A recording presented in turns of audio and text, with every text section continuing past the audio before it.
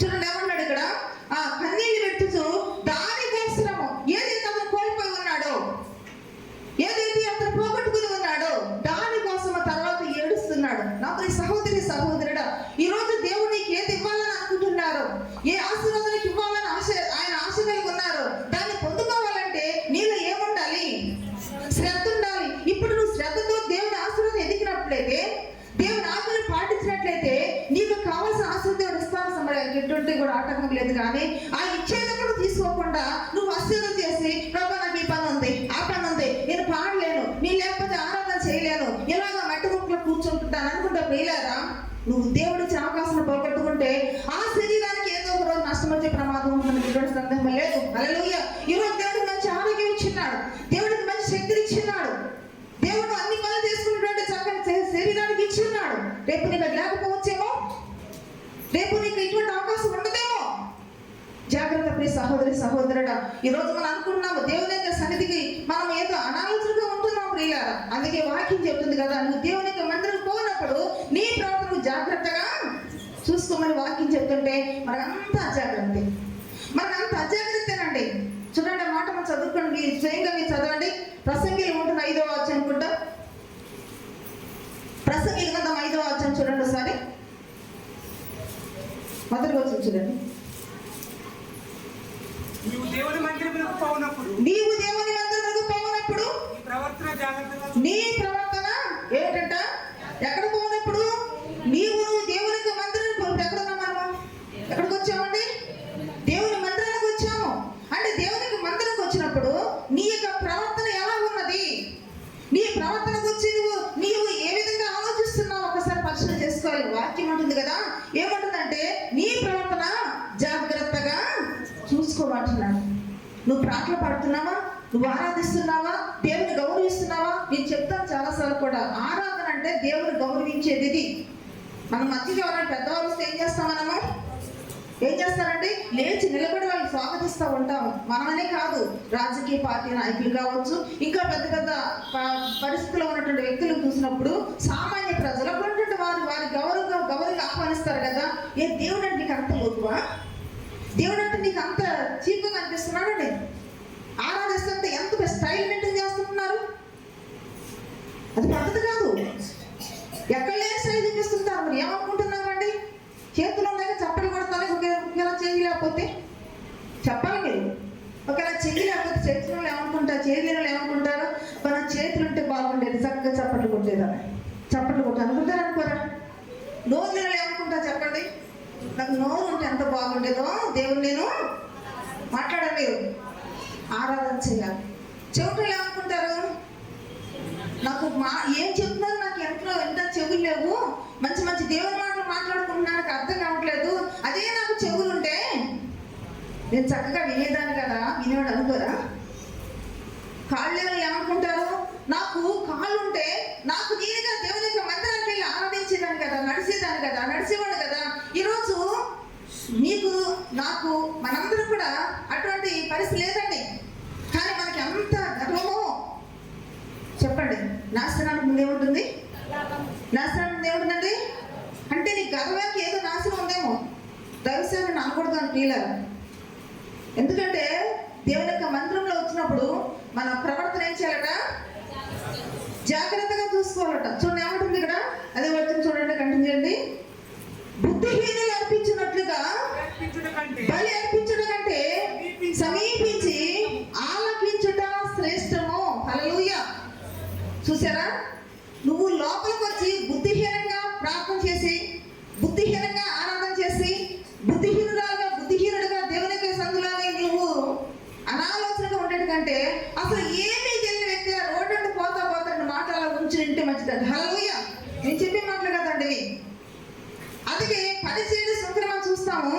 పరిచయుడు ఏం చేశాడు చెప్పండి? లోపలికి వచ్చి తన గర్వాన్ని ప్రదర్శిస్తూ ఉంటున్నాడు. గర్వాన్ని ప్రదర్శిస్తూ ఉన్నప్పుడు బయటకు సుంకర ఏం చేశాడు? లోపలికి వచ్చే స్థితి కాదు అతను. అతనికి పాపినది అతను తెలుసు. నేను లోపలికి రాలేదు, నేను ఆకాశం చూడలేనయ్యా అని దేవునికి మందిరం బయటే ఉండి దేవునికి కృతజ్ఞత చెల్లించినాడు ప్రియులారా. అంటే ఇప్పుడు ఎవరు శ్రేష్ఠులని మనకు అర్థమవుతుంది? లోపలికి వచ్చి పరిచయుడా లేకపోతే బయట సుంకరా?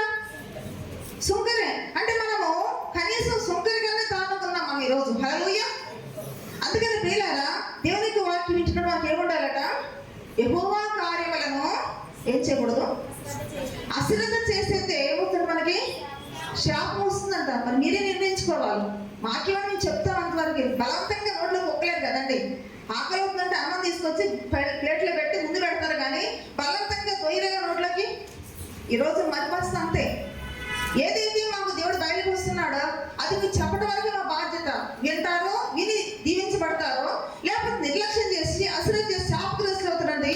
అది మీ యొక్క నిర్ణయాన్ని వదిలేస్తున్నాను. హల్లెలూయా. సమాధానం చెప్తానికి నోరు తగలదు, రాగల పాడటానికి నోరు రాదు, ఆరాధన చేస్తానికి పెద్దలు కథలు, చప్పట్లు కొడతానికి చేతులు రావు. మరి ఏంటో అర్థం కావట్లేదు. హల్లెలూయా. మేలేం చేయండి ఎరిగియు అలా చేయకపోతే ఏంటంట? పాపము కలుగును. పాపముల జీతము మరణం. ఎంత చక్కగా చెప్పుకుంటాము. హల్లెలూయా. కాబట్టి ఇంకా మనం ముందుకు వెళ్ళినట్లయితే చూడండి, కొందరు ఇక్కడ మనం చూసాం కదా యేషయా విషయంలోనే. సరే, యేషయా విషయం పక్కన పెట్టి తర్వాత వివరించుకుందాము. నెహెమ్యా గ్రంథం మనం చూసినట్లయితే, నెహెమ్యా గ్రంథము చూడండి ఒకసారి. నెహెమ్యా గ్రంథము 8వ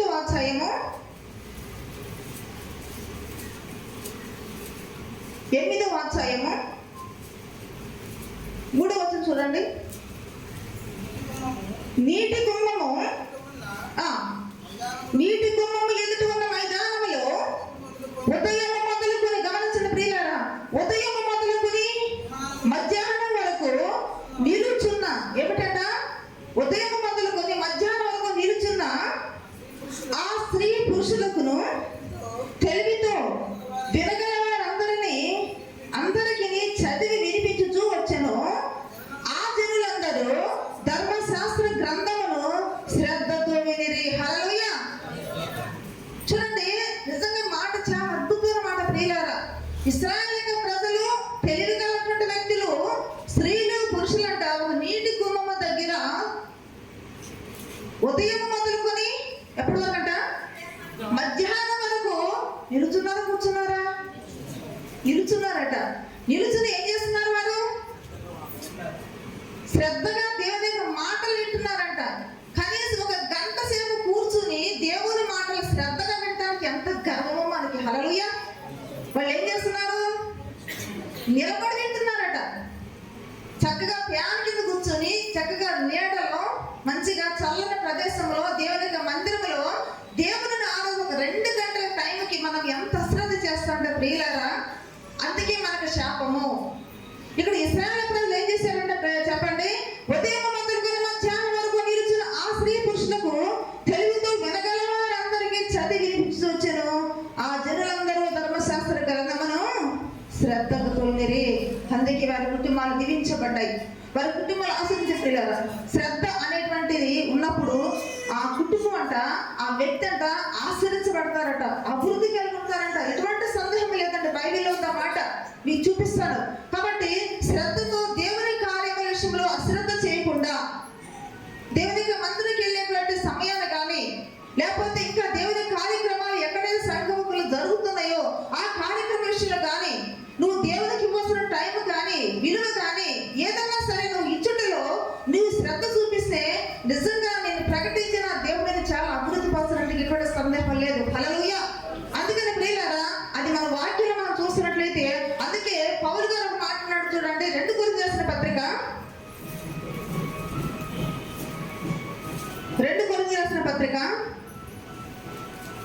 8వ అధ్యాయము 21వ వచనం చూడండి. ఏలయనగా ప్రభువు దృష్టి యందు మాత్రమే కాక మనుషుల దృష్టి యందును యోగ్యమైన వాటిని గురించి శ్రద్ధగా ఆలోచించుకొనుచున్నాము. హల్లెలూయా. పౌలు గారు ఏమంటాడండి? దేవుని యొక్క దృష్టి మందే కాకుండా మనుషుల దృష్టి యందు కూడా యోగ్యమైనటువంటి వాటి యందు అతను ఏం కలిగి ఉన్నాడట? శ్రద్ధ కలిగి ఉన్నాడంట. జీవితంలో ప్రియులారా, ఈ మాట ఎంత శ్రేష్టమైనది, ఈ మాట ఎంత విలువైనది. యోగ్యమైన వాటి విషయంలో ఏం కలిగి ఉండాలంటే? శ్రద్ధ కలిగి ఉండాలంట. నీ జీవితంలో యోగ్యమైన వాటి ఎందుకు కాకుండా అయోగ్యమైన వాటి ఎందుకు నువ్వు శ్రద్ధ కలిగి ఉంటావు. ఇది నీ ఆత్మీయ జీవితాన్ని ఏదైతే అడ్డుకట్టగా ఉంటుందో, ఏదైతే దేవుని నచ్చని విధంగా ఉంటుందో, నీ ఆత్మీయ జీవితం ఏదైతే పడకూడదు దాని మీద ఎక్కడైనా శ్రద్ధ చూపిస్తూ ఉంటాం. హల్లెలూయా. కానీ పౌలు అంటూ ఉన్నాడు కదా, ఏమంటున్నాడండి? ఏమంటున్నాడు? ఏలైనగా ప్రభువు దృష్టికి మాత్రమే కాదు, ఈ లోకంలో మనం బ్రతుకుతున్నామంటే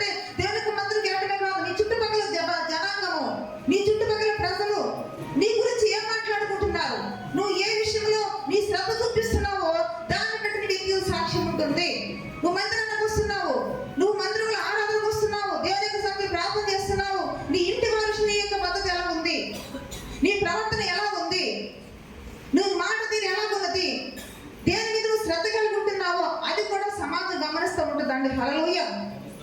చూడండి, లోక సంబంధంగా జీవించే వారి మీద లోకము దృష్టి పెట్టదు, కానీ దైవికమైనటువంటి వ్యక్తులు, దేవుని యొక్క సన్నిధికి వచ్చేవారు, దేవుని ఆరాధించేవారు, బాప్తిసం తీసుకుని దేవుని వెడకి పిలువబడిన వారి మీదే లోకం యొక్క ఫోకస్ ఉంటుందంటానికి మనం గుర్తించాలి. అర్థమవుతుందండి? మన ప్రతి గమనిక కూడా వాళ్ళు చూస్తూ ఉంటారు. ప్రతి ఒక్క ప్రవర్తన మీద మన మీద వాళ్ళ దృష్టి ఉంటుంది. అయితే మనం దేని మీద ఆ శ్రద్ధ కలిగి ఉండాలండి. నువ్వు మందిరానికి వస్తున్నావు, నీ తల్లిని ఎలా మాట్లాడుతున్నావు, నీ తండ్రి ఎలా మాట్లాడుతున్నావు, నీ భార్యతో ఎలా ప్రవర్తిస్తున్నావు, లేక నీ పిల్లలతో ఎలా ప్రవర్తిస్తున్నావు, ఇవన్నీ కూడా సమాజం గమనిస్తూ ఉంటుంది. అర్థమవుతున్న ప్రియులారా? అందుకనే మనం చెబుతున్నటువంటి వాక్యం కానీ, వింటున్న మాటలు కానీ, దానికంటే వీరి మీద మన వ్యక్తిగత సాక్ష్యము. అందుకని మనుషులు కూడా నేను మెచ్చుకునేటువంటి యోగ్యమైన వాటి ఎందుకు శ్రద్ధ కలిగి ఉండడం అవశ్యము. హల్లెలూయా. అందుకని ప్రియులు, యెహోవా కార్యములను మనం ఏం కలిగి ఉండాలట? శ్రద్ధ కలిగి ఉండాలి. నువ్వు శ్రద్ధ కలిగి ఉంటున్నావా, అశ్రద్ధ ఉంటున్నా ఒకసారి మనం పరిశీలన చేసుకోవాలి. హల్లెలూయా. అందుకని నేను ఏం చెప్తున్నదంటే, పౌలు గారు అంటాడు కదా, మా ప్రభు దృష్టి మాత్రమే కాక మనుషుల దృష్టి ఎందును యోగ్యమైన వాటిని గురించి శ్రద్ధగా ఆలోచించుకుంటున్నాము. నీ ఆలోచన ఎలా ఉన్నది, నీ ప్రవర్తన ఎలా ఉంది, దేని మీద శ్రద్ధ నిలుస్తున్నావు మనం పరిశీలన చేసుకోవాలి. హల్లెలూయా. అందుకని తీతుకు రాసిన పత్రికలోని 3వ అధ్యాయము 14 చూడండి. 3:14 మనవారును నిష్ఫలులు కాకుండా నిమిత్తము అవసరమును బట్టి సమయోచితముగా సక్రియలను శ్రద్ధగా చేయటము నేర్చుకోవాలను. హల్లెలూయా. చక్కని అమూల్యమైన మాటలు ప్రియులారి మాటలు మనం చూస్తున్నట్లయితే, ఇది పరిశుద్ధాత్ముడు మన కోసం పొందుపరుచున్నాడు. ఈ మాట మనకు అవసరం లేదని అనుకుంటే ఈ మాటకు రాయడం నేను అనుకుంటున్నాను ప్రియులారా. హల్లెలూయా. అందుకే ఆకాశమును గతించిన కానీ ఆయన మాట ఒకటి కూడా గతించు. అంటే ఈ రోజు ఈ శ్రద్ధ అనేది ఒక విశ్వాసం చాలా అవసరము. అందుకని పౌలు గారు ఏం రాస్తారంటే, మనవారును నిష్ఫలులు కాకుండా నిమిత్తము. అంటే నిష్ఫలం అంటే ఫలము లేనటువంటి చెట్టు, పైకి ఆకలి కనిపిస్తుంది కానీ దాని ఫలములు ఏంటంటే అది ఫలము లేని నిష్ఫలమైనది. ఒక విశ్వాసి సరైనటువంటి సక్రియ లేకపోతే, మంచి కార్యం మీద దృష్టి పెట్టుకోకపోతే, మంచి వ్యక్తిగా జీవించకపోతే మనం ఏమవుతామంట చెప్పాలి మీరు? నిష్ఫలులు, ఫలము లేనటువంటి ఒక ఆత్మీయ జీవితం లేనటువంటి ఒక వ్యక్తిగా మిగిలిపోతావు. అలా ఉండకుండా ఉండాలంటే మనవారంటే ఎవరు? దేవుని యొక్క పిల్లలు, ఆయన రక్తం చేత కడగబడిన వారు. అందుకనే మనవారును నిష్ఫలులు కాకుండా నిమిత్తము అవసరమన బట్టి ఏమిటంట? సత్క్రియల యందు మన సత్క్రియలు అవసరం, మనకు మంచి పనులు అవసరం, మనకు యోగ్యమైన వాటి యందు మన శ్రద్ధ నిలబడి మనకు ఎంతో అవసరం.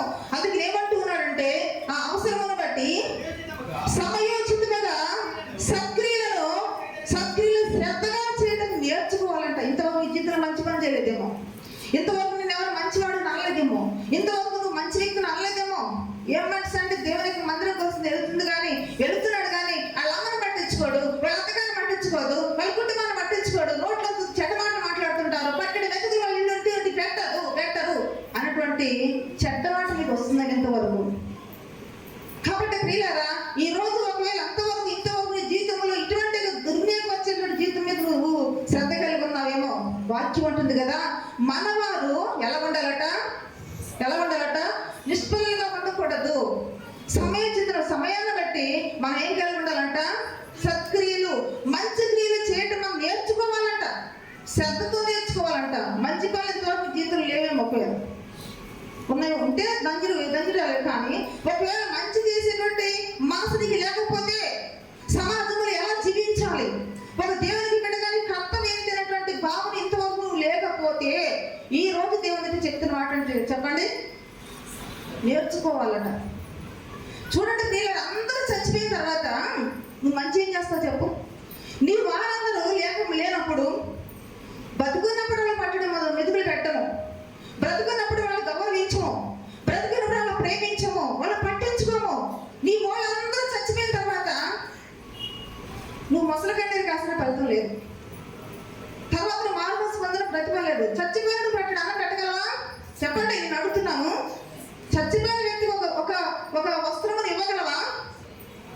చనిపోయిన తర్వాత ఏం చేస్తావు నువ్వు? మట్టిలో తప్పు సరి చేసుకోలేనప్పుడు. అందుకే ఈ రోజు నీకు ఒక అవకాశం ఇచ్చాడు దేవుడు. చూడండి, యేసేపు తన అవకాశాన్ని ఏం చేశాడు చెప్పండి? దుర్వినియోగపరుచుకున్నాడు. తన జ్యేష్ఠతకు విలువ ఉన్నంత వరకు తను పట్టించుకోలేదు. తన ఆశీర్వాదానికి విలువ తెలుసుకోలేదు. నీ జీవితంలో కూడా ప్రతి సహోదరి సహోదరుడా, నువ్వు ఈ రోజు నీ పక్కన వారు, నీ కుటుంబ సభ్యులకు నువ్వు సరైనటువంటి విధానంలో నువ్వు వాళ్ళని గౌరవించకుండా, నీవు సరైనటువంటి విధంగా ప్రేమించకుండా, నీ యొక్క సత్క్రియలను వారి చూపించకుండా ఉన్నట్లయితే ప్రియులారా, నువ్వు సమయాన్ని ఏం చేస్తున్నావు తెలుసా? ఏం చేస్తున్నావు? అశ్రద్ధ చేస్తున్నావు. అందుకని పౌలు గారు ఏమంటారంటే, నిష్ఫలములు కాకుండా ఉండాలంటే అవసరం అంటే ఇది అవసరం మనకి.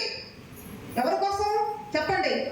నువ్వు ఎదుటి వాళ్ళకు మేలు చేస్తున్నట్టే ఆ అవసరం నీకది. అంటే ఖర్చు అయిపోతుంది అనుకుంటున్నావేమో, వాళ్ళు పెడతాను అనుకుంటున్నామేమో, కానీ వాళ్ళు పెట్టుట వలన, వాళ్ళు ప్రేమించుట వలన, వాళ్ళు గౌరవించుట వలన అది నీకు ప్రతిఫలం. అది హల్లెలూయా. ఎవరు ప్రతిఫలం అండి? తినేవాడు ప్రతిఫలమా, పెట్టేవాడు ప్రతిఫలం? చెప్పండి. పెట్టేవాడు ప్రతిఫలం. తినేవాడు దేవుడు పెట్టకొని ఎదురుగా సంపాదించుకుని తింటాడు వాడు. కానీ పెట్టుట వలన, నువ్వు సత్క్రియ చూపించడం వలన, వాళ్ళకు ప్రేమ పంచడం వలన దాని ప్రతిఫలం అనేది ఎవరు పొందుకుంటారు తెలుసా? చెప్పాలి మీరు. మాట్లాడలేకండి. ఎవరు పొందుకుంటారు? పెట్టేవారే పొందుకుంటారు. హల్లెలూయా. అందుకని నేను వాక్యం చెప్తున్నదంటే, సమయోచితముగా సత్క్రియలను శ్రద్ధగా చేయాలి. శ్రద్ధ ఉండాలి. ముందే మీకు చెప్పాను కదా, ఏ పని మీదన్నా ఏముండాలట? శ్రద్ధ లేకపోతే ఏమీ నేర్చుకోలేరు. ఆలు నేర్చుకునేవాడు శ్రద్ధ ఉంటేనే ఆలు వస్తాయి. పాఠాలు నేర్చుకునే పాఠాల మీద శ్రద్ధ ఉంటేనే పాఠాలు వస్తాయి. ఏ పని చేసేవాడు కన్నా ఆ పనికి శ్రద్ధ ఉంటేనే ఆ పనిలోని ఉత్తీర్ణత అనేది అనిపిస్తాడు. శ్రద్ధ లేనప్పుడు ఏం చేస్తాడు చెప్పండి? మొత్తంపై అవుతాడు అంతే. హల్లెలూయా.